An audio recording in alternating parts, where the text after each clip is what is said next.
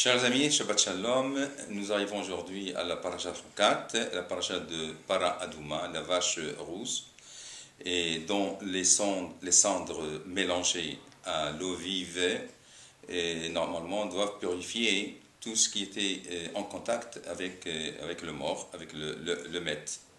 Et la Torah appelle ça Zot Chukat HaTorah.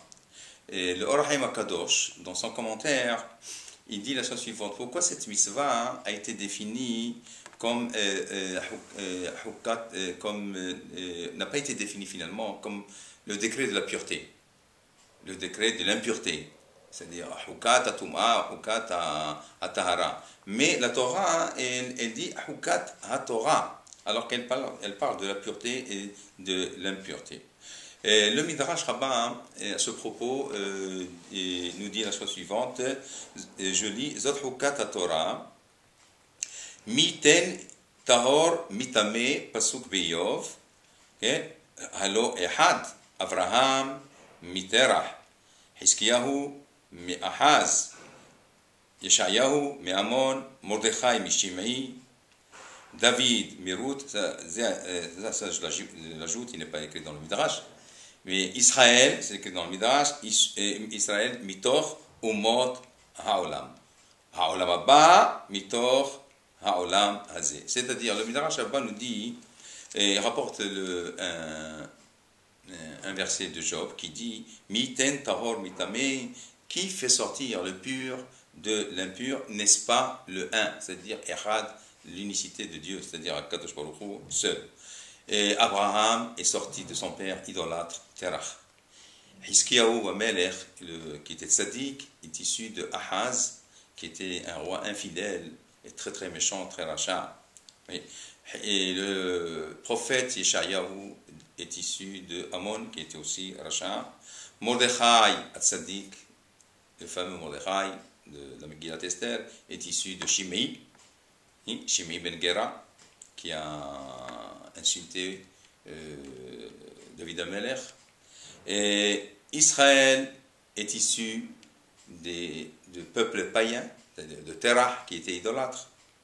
Et enfin, le monde futur, Olam Abba, est issu de ce monde-là, qui est plein de désarroi. Et donc, on peut ajouter aussi, David Amelech est issu de Ruth, la Moabite. Et le Midrash qui continue: Migazar, Mitzivaeze, qui c'est qui a décrété ceci? C'est finalement ces contradictions, ces contradictoires-là, ces contradictions-là, hein, que le positif, il est né du négatif, il est né du mal. C'est Halo Echad, et c'est l'unique au monde, c'est-à-dire c'est Akadosh Baruch Hu. Donc, ce Midrash-là, finalement, il aborde une des questions les plus discutées dans la Torah, que l'homme peut se poser toujours: comment se fait-il que le mal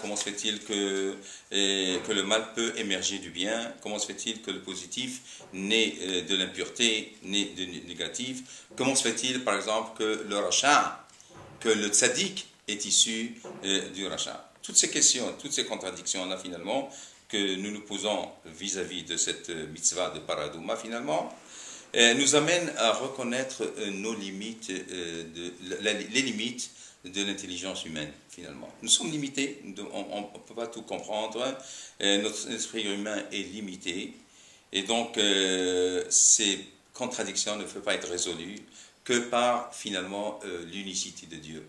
Allo Echad, comme dit Job, et l'unicité de Dieu, que lui-même, que c'est lui seul qui a énoncé ces choses-là, qui a énoncé ces contradictions-là, et comme le Midrash le répète, Allo Echad, est-ce que ce n'est pas l'un qui a décrété ceci? Et de plus, on peut ajouter et dire que la logique humaine veut, par exemple, que des enfants bons, des enfants droits, soient issus de parents droits et de bons parents. Que des frères qui vivent dans le même entourage, dans la même maison, soient identiques et les mêmes qualités identiques.